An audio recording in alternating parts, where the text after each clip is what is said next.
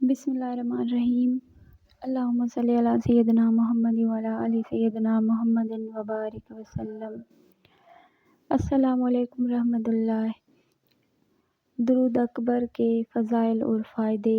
اس درود میں حضور صلی اللہ علیہ وآلہ وسلم کے تمام صفات جمیلہ کا ذکر بڑے جامع انداز میں کیا گیا ہے۔ یہ درود طویل ہے، اس لیے اسے درود اکبر کہا جاتا ہے۔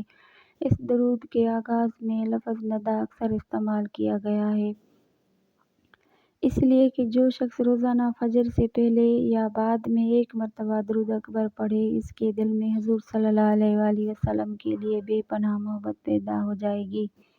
اکثر بزرگان سلف رحمۃ اللہ علیہ نے کتب الوظائف میں بروایت صحیح لکھا ہے کہ جو شخص درود اکبر پڑھے گا تو اللہ تعالیٰ اس کے نام اعمال لکھنے والے فرشتوں کو حکم دیتا ہے کہ اس درود کے ہر ایک حرف کے بدلے اس کے نام اعمال میں ایک حج اور ایک عمرے کا ثواب لکھے، اور اللہ رب العزت اس پر 360 مرتبہ نظر رحمت فرمائے گا اور اس کے لیے 1000 محل یاقوت کے بنائے گا، اور وہ شخص مرنے سے پہلے ہی اپنی جگہ جنت میں دیکھ لے گا، اور جب وہ مرے گا تو تمام ملائک زمینوں، آسمانوں، عرش و کرسی والے اس کے جنازے میں شریک ہوں گے، اور قیامت تک فرشتے اس کی قبر پر آیا کریں گے اور اس کے لیے بخشش مانگا کریں گے۔ یہ درود عاشقان رسول کے دلی جذبات کا ترجمان ہے۔ اگر کوئی شخص چاہے کہ وہ بارگاہ رسالت میں مقبول بندہ بن جائے اور اس کی ذات سے دوسروں کو فائدہ پہنچے تو اسے چاہیے کہ اس درود